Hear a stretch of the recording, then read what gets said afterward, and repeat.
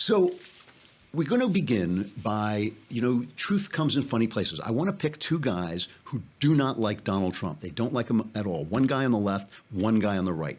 And I'm going to start, shockingly enough, at the New York Times. A stopped clock and a former newspaper are both right every now and again, right? So let's start by going over to the op-ed page, or as we call it, Knucklehead Road. Oh, hey, hey, oh, hey, oh, let's go waltzing down to Knucklehead Road. Okay, here is David Brooks, who hates Trump. He calls Trump the Abbie Hoffman of the right.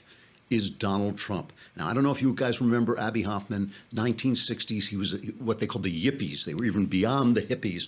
And he was the leader of the riots that took place at the 1968 Chicago Convention. He was a radical. So here is what David Brooks says. It has to be admitted that Donald Trump is doing exactly what he was elected to do. He was not elected to be a legislative president. He never showed any real interest in policy during the campaign. He was elected to be a cultural president. He was elected to shred the dominant American culture and to give voice to those who felt voiceless in that culture. He's doing that every day. I mean, this is living proof that everything ultimately becomes the Andrew Klavan show. You can be reading the New York Times. They will try to resist. They'll attack everything I say or anything, any idea that goes through my head. Then suddenly the New York Times is the Andrew Klavan show, except we've already moved on. We're already giving you 6 months in the future. David Brooks goes on. What's troubling to me is that those who are the targets of his assaults seem to have no clue about what is going on. That's absolutely right. And also the people who are being helped by his assault sometimes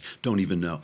When they feel the most righteous, like this past weekend over the NFL, they're actually losing and in the most peril. And here is he describes what's going on. He says, after World War II, the Protestant establishment dominated the high ground of American culture and politics. That establishment eventually failed. It tolerated segregation and sexism, led the nation into war in Vietnam, and became stultifying. So in the late 1960s, along came a group of provocateurs like Abbie Hoffman, Jerry Rubin, and the rest of the counterculture to upend the Protestant establishment. They never attracted majority support for their antics, but they didn't have to. All they had to do was provoke, offend the crew-cut crowd, generate outrage, and set off a cycle that ripped apart the cultural consensus. Here's Abbie Hoffman. Here's a quick cut of Abbie Hoffman at the 68 convention explaining what he's doing.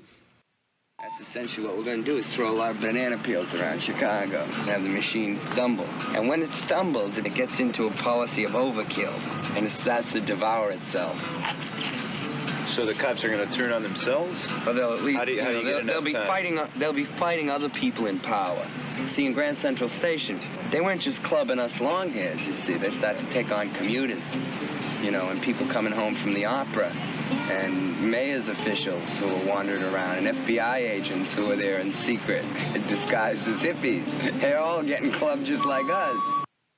Okay, so that is exactly what Donald Trump does. He puts out banana peels and watches his enemies slip on it. Remember, all during the primaries, he's doing it now, all during the primaries, he would do things, and it was not that he destroyed people, it was people destroyed themselves because of what he was doing. All right, Brooks goes on and says, the late 1960s were a time of intense cultural conflict, which left a lot of wreckage in its wake, but eventually a new establishment came into being, which we will call the meritocratic establishment, people like David Brooks, right?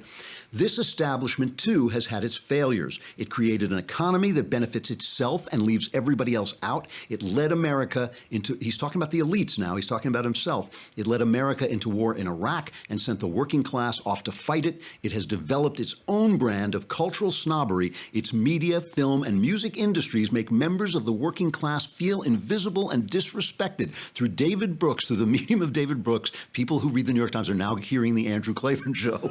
Okay, they don't know it, but they are.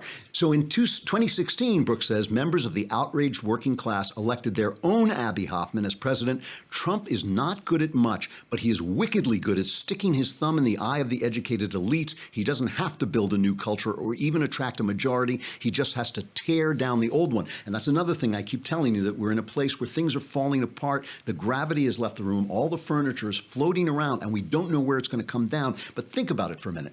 Sure, it can get worse. Things can get worse.